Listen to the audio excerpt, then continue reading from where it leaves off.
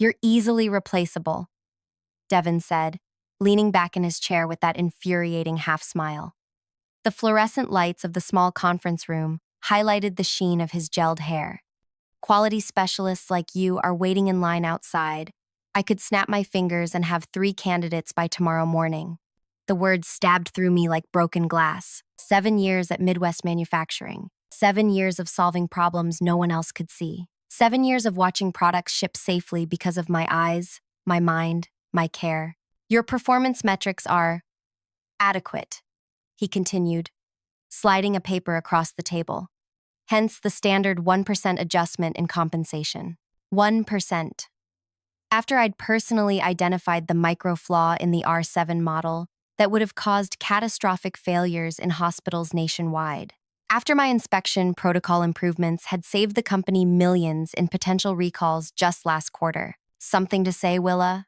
Devin asked, noticing my white knuckles gripping the edge of the table. I reached into my bag and pulled out an envelope I'd prepared just in case. Hope for the best, plan for the worst. My grandmother's motto. Find someone else then, I said, my voice steadier than I expected. I placed my resignation letter before him. As per company policy, I'm giving 2 weeks' notice. Devin barely glanced at it. 2 weeks won't be necessary. We can process your departure today. There's an attachment, I said, nodding toward the second paper beneath my resignation. A transition guide. He didn't even look. We'll manage. Clear your desk by 5. 3 hours later, I walked out the main entrance. A small box of belongings in my arms. Security watched as I loaded them into my car, as if I might suddenly decide to steal industrial secrets after 7 loyal years. The attachment remained unread on Devin's desk. By the time anyone would think to look at it, I'd be long gone. What they didn't know was what I'd set in motion. What they couldn't possibly understand was exactly how irreplaceable I truly was. And in exactly 13 days, they were going to learn the hard way. If you're enjoying this story so far, take a second to like this video and subscribe to the channel. Trust me. You'll want to hear how this plays out. Leave a comment with what you think happens next. I bet you won't see the real ending coming. My name is Willa Bryce, and until 3 hours ago, I was the Senior Quality Control Specialist at Midwest Manufacturing. Not the most glamorous title, but it was mine. I earned it. Growing up as the only child of a watchmaker in a small town had its advantages. Dad taught me to see the world differently, to notice the tiniest details others missed. While other kids played video games, I learned to disassemble and reassemble pocket watches blindfolded. When something broke in our house, I was the one who fixed it, analyzing the failure points and improving the design when I put it back together. People called me peculiar. Teachers said I was too precise and needed to loosen up. But precision was my comfort zone, my superpower. When everyone else saw a functioning machine, I saw the loose screw that would cause it to fail in exactly 17 days. I never planned to work at Midwest Manufacturing. With my engineering degree fresh in hand, I had interviews lined up with prestigious firms in Chicago and New York. Then Mom got sick. Cancer. The kind that didn't leave much time for goodbyes. So I stayed, taking the only technical job available within driving distance of the hospital. Assembly line worker. Entry level. Temporary, I told myself.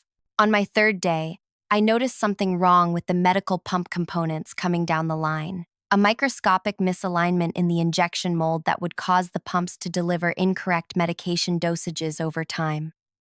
Not immediately, which made it more dangerous. The failure would occur after months of normal operation, when everyone trusted the equipment implicitly. I reported it to my supervisor, Tara. She ignored me. New girl making waves. I tried the floor manager, who told me to stay in my lane. Finally, I wrote a detailed analysis and slipped it under the plant manager's door. The next day, production halted. Emergency meetings filled the calendar. Teams of engineers huddled around testing equipment, verifying what I'd found. A week later, I was moved to quality control. A month after that, I became a specialist. Within a year, I had developed a multi-phase inspection system that caught problems no standard test could identify. My protocols became the backbone of the company's quality assurance program. For 6 years, things were good. I saved the company from 3 potential recalls.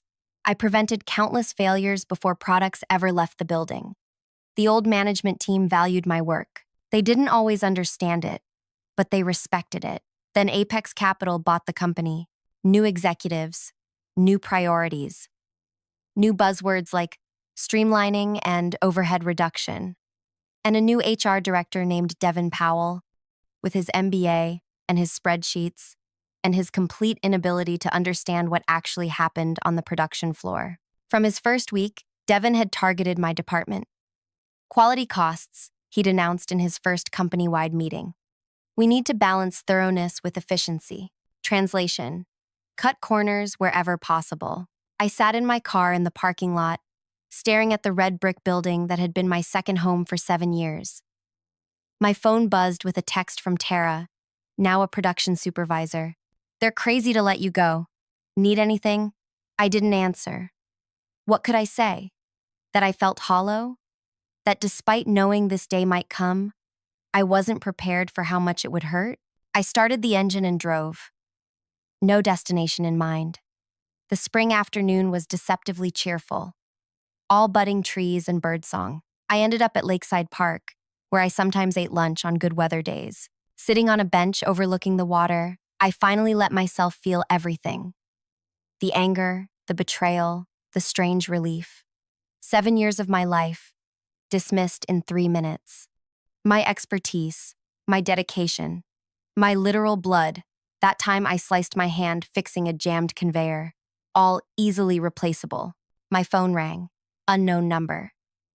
I let it go to voicemail. Then it rang again. Same number. Then again. Finally, I answered. "Willa?" "It's Chen from engineering." His voice was tight, stressed. "There's something wrong with the new shipment tests. The protocols are giving inconsistent results." I almost laughed. "I don't work there anymore, Chen." "What? Since when?" "Since about 2 hours ago." Devin decided I'm easily replaceable. Silence on the line. "But the Northside Hospital order ships tomorrow. We need your sign-off." "Not my problem anymore." "Call Devin." I hung up, a strange lightness filling my chest. Not my problem. For the first time in 7 years, whatever crisis erupted at Midwest Manufacturing would be someone else's responsibility. My phone immediately buzzed with texts. "Chen. Please call me back. This is serious." "Tara, the QC team is panicking. What did you do?" "Lynn from production. Did you change the testing parameters before leaving?" I turned off my phone and watched the lake ripple in the breeze. They would figure it out. Or they wouldn't. Either way, I was free. That evening, I poured myself a glass of wine and did something I hadn't done in years. Absolutely nothing. No reports to review. No procedures to update. No midnight calls about production line emergencies. I slept for 10 hours straight. When I turned my phone back on the next morning, I had 27 missed calls and 43 text messages. Most from Midwest Manufacturing employees. 3 from Devin himself. His voicemail was terse. "Willa, call me immediately regarding the testing protocols. This is urgent." The satisfaction I felt was probably petty. Okay, definitely petty. But after being told I was dispensable, hearing the panic in his voice was vindicating. I didn't call back. Instead, I made coffee, opened my laptop, and began updating my resume. 7 years at one company looked good. The specific accomplishments I could list looked even better. Around noon, my doorbell rang. Tara stood on my porch, looking frazzled. "You need to come back," she said without preamble. "The entire QC department is in chaos." "I don't work there anymore," I reminded her, leaning against the doorframe. Devin made that very clear. The Northside order failed final inspection. Nobody understands why. The readings make no sense. Did anyone read my transition guide? Tara blinked. Of course. The attachment Devin had ignored. I left detailed instructions for whoever replaced me. It was attached to my resignation letter. Devin never mentioned any guide. He's been running around blaming the engineering team, who are blaming the production team, who are blaming the materials suppliers. I shrugged. Sounds like a management problem. "Willa, please, We've worked together for years. At least tell me what's happening with the testing equipment. I hesitated. Tara had always been decent to me, even when we disagreed. Nothing's wrong with the equipment, I said finally. The problem is that nobody else understands the inspection sequences. The system works fine if you follow the exact protocols I developed. Can you write them down or talk me through them? I did write them down. In the transition guide, Tara looked desperate. They're talking about recall contingencies, Willa. This could cost millions. For a moment, I wavered. These were medical devices that saved lives. Then I remembered Devon's smug face. You're easily replaceable. I offered 2 weeks to train my replacement, I said quietly. That offer was declined. Tara's phone buzzed. What? I asked. The backup testing also failed. They're stopping all shipments effective immediately. As she rushed back to her car, I closed my door and leaned against it, heart racing. The company that had discarded me was now facing exactly what I had prevented for 7 years. A quality crisis. I should have felt bad. Instead, I felt something stirring inside me. Something like power. My phone rang again. Devon. This time, I answered. We need you to come in, he said, his voice clipped. As a consultant. One day, standard contractor rate. I'm afraid I'm busy today, I replied, surprised at my own confidence. Tomorrow then, double the standard rate. I let the silence stretch uncomfortably long. I'll need to check my schedule, I finally said. I'll get back to you. I hung up before he could respond. 7 years of loyalty had earned me a 1% raise and a dismissive exit. 24 hours of absence had earned me a consulting offer at double rates. The realization crystallized something in my mind. A plan began to form, not just for tomorrow, but for the weeks and months ahead. They thought I was replaceable. I was about to prove just how wrong they were. And Devon Powell had no idea what was coming. That night, I dreamed of broken machines and Devon's face twisted in panic. I woke up, smiling. By morning, my phone showed 15 more missed calls. The production line had been shut down completely. An unprecedented move that cost the company tens of thousands for every idle hour. The transition guide remained unread on Devon's desk, buried under crisis management paperwork. I spent the day drafting polished versions of my resume and researching companies that might appreciate my particular skills. Around noon, my doorbell rang again. This time, it wasn't Tara. It was Alan Bennett, the company president. May I come in? He asked, standing awkwardly on my porch in his tailored suit, looking distinctly out of place in my modest neighborhood. I hesitated, then stepped aside. Alan had always been fair in our limited interactions. Before Apex Capital's takeover, he'd personally thanked me after I'd prevented the R7 model disaster. Coffee? I offered, leading him to my small kitchen table. Please. He looked exhausted, with dark circles under his eyes, and his usually immaculate silver hair slightly disheveled. As I prepared the coffee, he cleared his throat. I only learned about your departure yesterday evening. Interesting, I replied, keeping my tone neutral, since it happened 2 days ago. Devon didn't inform senior management until the production issues became impossible to hide. Alan accepted the mug I offered. Willa, I'll be direct. We need you back. As a consultant, for double the standard rate, I quoted Devon's offer. Alan winced. I'm not here to offer you a consulting position. I'm here to offer you your job back, with a significant adjustment to your compensation and title. He slid a folder across my table. Inside was an employment contract for Director of Quality Assurance, with a salary nearly triple my previous one. You'd report directly to me, Alan continued, complete authority over your department. And, he hesitated, Devon has been instructed to issue a formal apology. I sipped my coffee, letting the silence grow uncomfortable. What exactly is happening at the plant? I finally asked. Alan's professional composure cracked slightly. 3 failed inspections. Production completely halted. The North Side order, worth nearly $7 million, is in jeopardy. Nobody understands your quality verification system well enough to troubleshoot it. Did anyone read my transition guide? Alan blinked. What guide? I almost laughed. The attachment to my resignation letter. It contained detailed instructions for whoever took over my position. I've never seen any guide.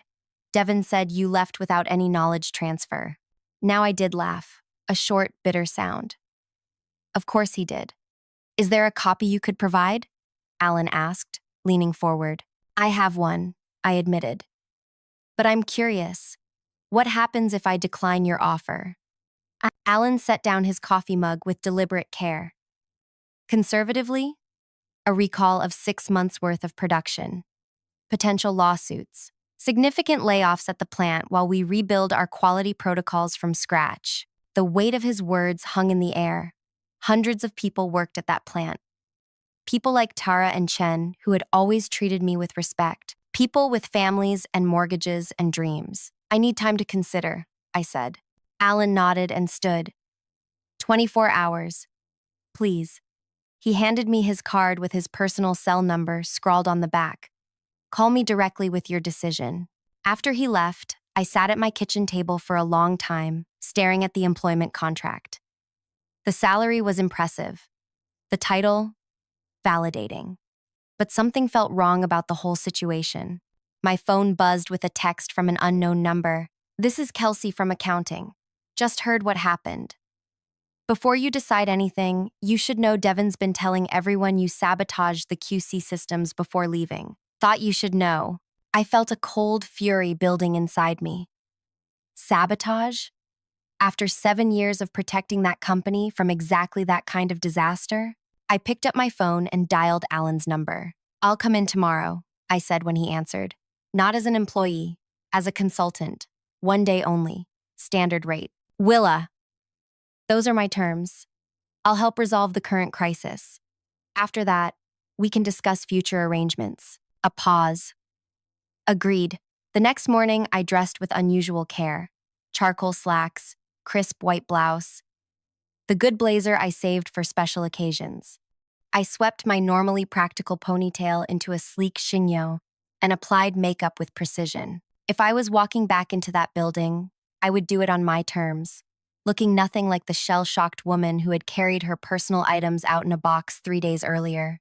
The security guard did a double take when I arrived, hastily checking his clipboard before waving me through. In the lobby, Alan was waiting with Tara and Jin from engineering. Thank you for coming, Alan said, extending his hand. The situation has escalated overnight. Where's my transition guide? I asked, ignoring his outstretched hand. Alan glanced at Tara, who shook her head. We've searched Devin's office, she said. It's not there. Convenient, I murmured. Let's see the production floor. The atmosphere in the facility was tense. Workers stood in clusters, talking in low voices. The usual rhythmic hum of machinery was absent, creating an eerie silence in a space designed to be in constant motion. The quality control lab was worse, a scene of barely controlled chaos. Technicians huddled around testing equipment, arguing about calibration settings. Sample products were scattered across every surface. In the center of it all stood Devin, issuing contradictory instructions to increasingly frustrated staff. He froze when he saw me. Willa, he managed, his expression a mixture of relief and wariness. Thank you for... I'm not here for you. I cut him off. I'm here for them. I gestured to the anxious technicians. Everyone except Devin. Gather around, please. The team assembled, their faces showing various degrees of desperation. I recognized most of them, had trained many personally. The quality verification system is working exactly as designed, I began. The problem isn't the equipment, it's the sequence. For the next hour, I walked them through the basic principles of my inspection protocol. Not the complete system, just enough to get the critical Northside order tested and shipped. I answered questions, corrected misunderstandings, and watched as comprehension gradually replaced confusion on their faces. By noon, they had successfully run the first batch of tests. By 2, the Northside order had passed inspection and was being prepared for shipping. Devin hovered at the edges of these sessions, attempting to look involved while contributing nothing. Each time he tried to interject, I deliberately turned my back to him, focusing on the technicians who were actually doing the work. At 3 o'clock, Alan called me to his office. "You've saved us from disaster," he said, genuine gratitude in his voice. "The board has authorized me to make you an offer significantly above what we discussed yesterday." He named a figure that made my eyebrows rise. "With full departmental authority," he added, "and a seat on the executive committee." I leaned back in my chair. "And Devin?" Alan hesitated. "He's valuable in other areas of HR, so he stays, with a formal reprimand in his file, and he'll have no authority over your department." I nodded slowly, as if considering the offer. "May I use your computer for a moment?" Surprised, Alan turned his monitor toward me. I typed quickly, accessing my personal cloud storage. I printed 2 copies of a document, handing one to Alan. "This is my transition guide, the one I attached to my resignation letter." Alan skimmed the detailed 20-page document, his expression growing increasingly troubled. "This would have prevented everything that happened this week." "Yes. And you say Devin had this?" "It was attached to my resignation letter. He chose not to share it." Alan's face hardened. He pressed his intercom. "Send Devin Powell to my office immediately." While we waited, I gathered my belongings. "You're leaving?" Alan asked, surprised. "My consulting day is nearly over." "But we haven't concluded our discussion about your return." I smiled faintly. "I'll be in touch with my decision tomorrow." Devin arrived just as I was preparing to leave. He faltered slightly seeing me there, but quickly recovered, smoothing his tie with manicured fingers. "You wanted to see me, Alan? Explain this." Alan pushed the transition guide across his desk. Devin glanced at it, his expression carefully neutral. "I've never seen this document before. It was attached to my resignation letter," I said quietly.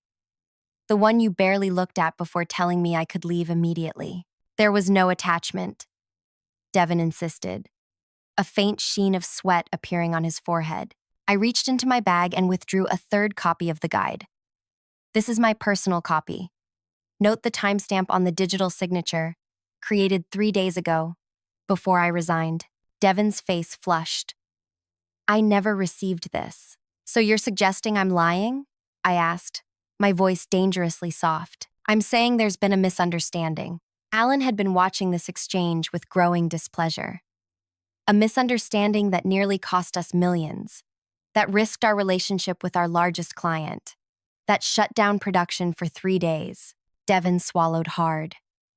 "I followed standard separation protocols. By failing to notify senior management of a key employee's departure for over 24 hours, Alan's voice had taken on a steely quality I'd never heard before. By telling the accounting department she sabotaged our systems." Devin paled. I never... "Save it," Alan snapped. "We'll continue this discussion privately." He turned to me. "Willa, please reconsider our offer. The company needs you." I nodded noncommittally and walked out, feeling Devin's eyes burning into my back. In the parking lot, I sat in my car for several minutes, processing what had just happened. The satisfaction I'd expected to feel was muted, complicated by seeing the genuine distress of former colleagues I respected. My phone buzzed with a text from Tara. "Whatever you decide, you showed everyone who's really irreplaceable today." On the drive home, I considered my options. Alan's offer was generous. The vindication of seeing Devin squirm had been satisfying. The easiest path would be to accept the promotion, return triumphant, and lord my new authority over Devin until he eventually left. But something about that scenario felt hollow, incomplete. At a stoplight, my phone rang. Unknown number. "Is this Willa Bryce?" a woman's voice asked when I answered. "Yes." "Who's this?" "My name is Zoe Cantrell. I'm the Vice President of Operations at Precision Medical Devices. Your name came up in a conversation with one of our suppliers yesterday. I understand you might be between opportunities right now." I felt a flicker of interest. "That's correct. I'd like to discuss a potential position with our company. Would you be available for dinner this evening?" The light turned green. I pressed the accelerator, a new possibility taking shape in my mind. "I'm available," I said. "Where and when?" By the time I arrived at Riverside Bistro to meet Zoe, I had done my research. Precision Medical was Midwest Manufacturing's largest competitor. Smaller, but growing rapidly and known for innovation. Their quality standards were legendary in the industry. Zoe was already seated, a sharp-eyed woman in her 50s with cropped silver hair and an air of efficient competence. She stood to greet me with a firm handshake. "Thank you for meeting on such short notice," she said as we settled at the table. Industry gossip travels fast, and when I heard Midwest had lost their quality specialist, I was intrigued. "How did you hear about me specifically?" I asked, genuinely curious. Zoe smiled. "Three of our biggest clients use both our products and Midwest's. They've mentioned for years that Midwest's quality verification was exceptional, better than the industry standard. When those same clients called yesterday in a panic because Midwest had halted shipments due to quality concerns, I started asking questions. Our conversation flowed easily. Zoe asked intelligent questions about my processes and listened intently to my answers. By dessert, she had outlined a position that seemed tailor-made for my skills: Director of Quality Systems, reporting directly to her, with a team of specialists under my direction. "The salary is competitive," she said, sliding a folder across the table. I opened it and nearly choked on my coffee. The figure was 20% higher than Alan's already generous offer. "This seems exceptional," I managed. "We value exceptional people," Zoe replied simply, "and we'd like you to bring your quality verification system to us exclusively." The implications sank in slowly. "You want my inspection protocols. We want you. The protocols come with you. We're prepared to patent them in your name, with you as the primary beneficiary of any licensing agreements." My mind raced with possibilities. My inspection system, formally recognized and protected. My name on the patents. "I should tell you," I said carefully, "that Midwest has made me a substantial offer to return." Zoe nodded, unsurprised. "Of course they have. They're desperate. But I have to ask, after they dismissed you as easily replaceable, do you really want to go back? Even with more money and a better title, you'll always be the person they only valued after they lost you." Her words hit me with unexpected force. She was right. Going back would mean living with the knowledge that my worth was only recognized after I was gone. "I need time to consider," I said. "Of course, but don't take too long." Zoe handed me her card. "We'd like you to start next week." Zoe, that night I sat on my porch swing, weighing my options as the sunset painted the sky in dramatic oranges and purples. Return to Midwest, where I had history, where I knew every machine and process intimately. Accept their belated recognition and increased status. Watch Devon squirm under my new authority. Or join Precision. Start fresh, build something new, own my intellectual property properly for the first time. Never again wonder if I was truly valued. My phone buzzed with a text from Alan. "The board has authorized an additional 10% above our offer. Please call me in the morning with your decision." As darkness fell, a plan crystallized in my mind. Not just for tomorrow, but for the months ahead. A plan that would prove once and for all exactly how irreplaceable I truly was. And Devon Powell would never see it coming. I woke at dawn the next morning, my decision made. I called Alan first. "I appreciate the offer," I told him, "but I'm declining." A long pause. "May I ask why?" "I was replaceable 3 days ago. Now I'm suddenly invaluable. That's not a foundation I want to build on." "Willa." Mistakes were made. Yes, they were. Goodbye, Alan. I hung up and immediately called Zoe at Precision. "I'd like to accept your offer," I said when she answered. "With one condition." "I'm listening. I need 30 days before I start." Zoe hesitated. "May I ask why?" "I have a personal project to complete, and I need to document my quality verification system properly." "Understandable. 30 days is acceptable. I'll have HR prepare the paperwork." My next call was to a business attorney who specialized in intellectual property. I explained my situation and scheduled a consultation for that afternoon. By noon, I had cleared my small home office and covered one wall with a large whiteboard. For the first time in 7 years, I began documenting my complete quality verification system. Not the simplified version I had shown the technicians yesterday, but the full, complex methodology I had developed through years of observation and refinement. Every sequence, every calibration setting, every checkpoint and failsafe, all the knowledge I had kept primarily in my head, sharing only the operational basics with the QC team at Midwest. The attorney, Melinda, arrived promptly at 2. I explained my situation while she took careful notes. So, you developed this quality verification system while employed at Midwest Manufacturing, she clarified. Yes, but it wasn't part of my job description. I was hired as a line worker and later promoted to quality control. Creating a new inspection methodology wasn't in my contracted duties. Melinda considered this. That creates an interesting gray area. Did you ever sign an intellectual property agreement? I shook my head. My original employment contract was basic. When I was promoted, the title and compensation changed, but nothing else. And your system isn't documented in company materials? Only partially. Basic operational guidelines, not the underlying methodology. She made a final note. We have grounds to file for patent protection in your name. There will likely be a challenge from Midwest, but their position is weakened by their failure to properly document and secure your work while you were employed there. For the next week, I worked with Melinda to file preliminary patent applications for my quality verification system. We carved it into distinct processes, each potentially patentable on its own. By Friday, the first filings were complete. Meanwhile, I fielded daily calls from Alan, each more desperate than the last. I let most go to voicemail, but answered one on day 6. The production line is still down, he said without preamble. We've brought in 3 consultants. None can fully replicate your process. That's unfortunate, I replied, keeping my voice neutral. Name your price, Willa. Whatever it takes. It's not about the money, Alan. Then what is it about? I considered how to answer. Respect. Recognition. Understanding that some people aren't as replaceable as they might seem. He seized on this. We recognize that now. The board is prepared to offer you a vice presidency. Too late, I said simply, and hung up.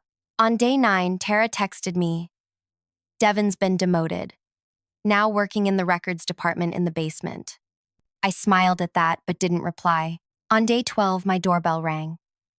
A courier delivered an envelope containing formal job offers from 3 of Midwest's competitors, all clearly having heard about my availability. I filed them away without responding. On day 15, I drove to the small cafe across from Midwest Manufacturing during lunch hour. I sat by the window, watching employees file out for their breaks. Their faces showed the strain of the ongoing crisis, the tightness around eyes, the quick, nervous movements. I recognized that look. It was the expression of people worried about their futures, their jobs. Guilt nagged at me.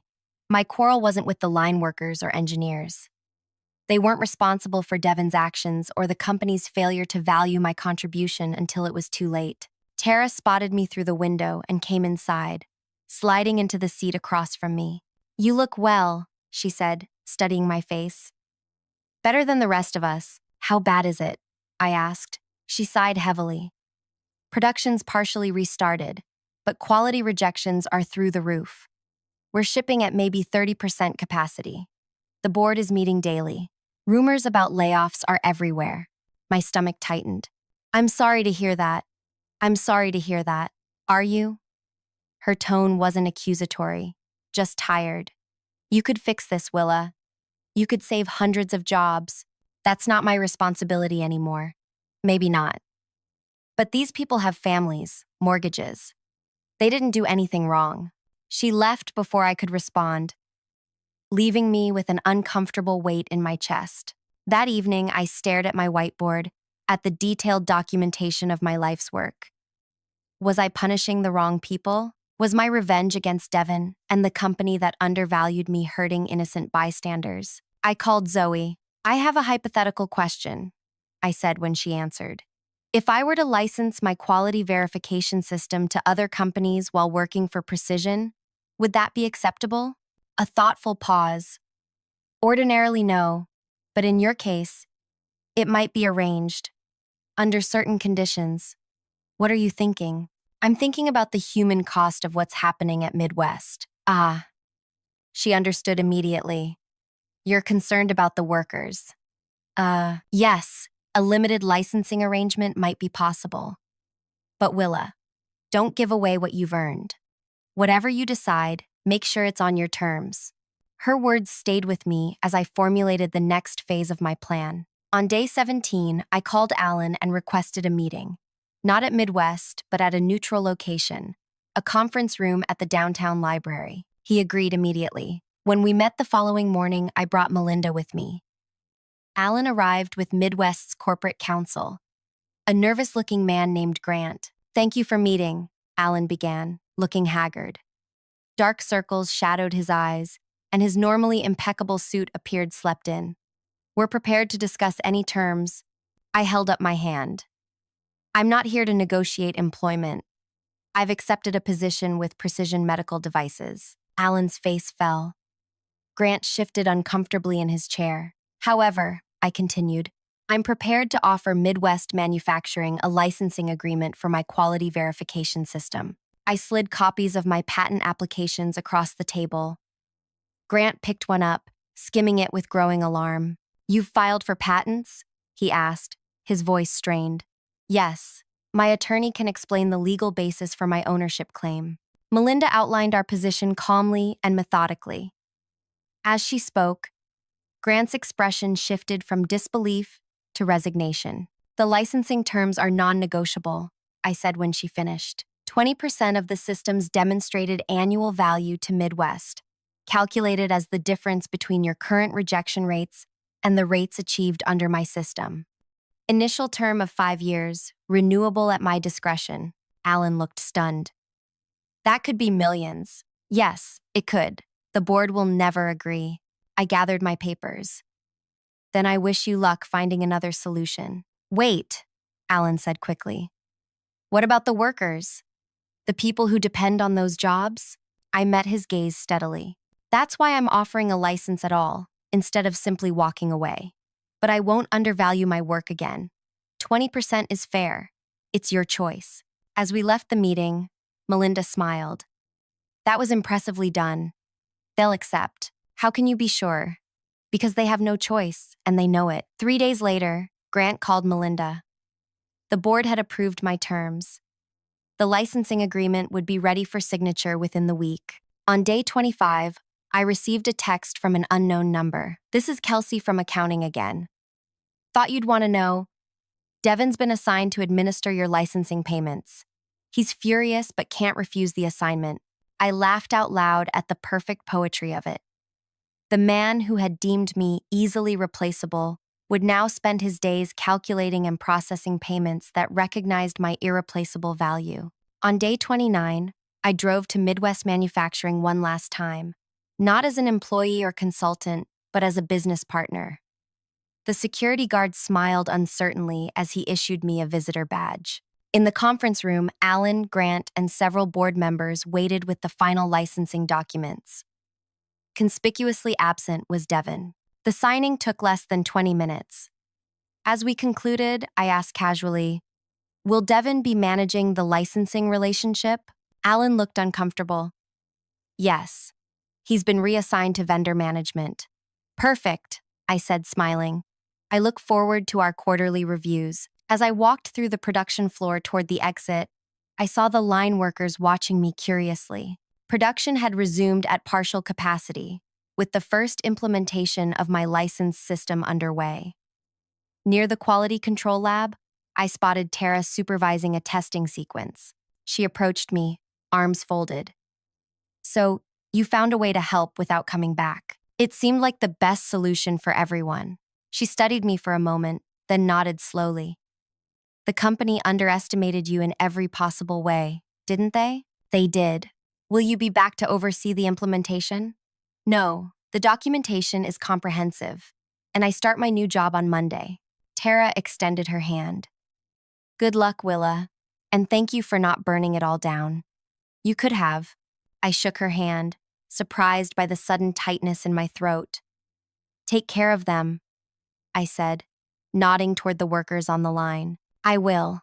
As I walked to the main exit, a familiar figure emerged from a side corridor.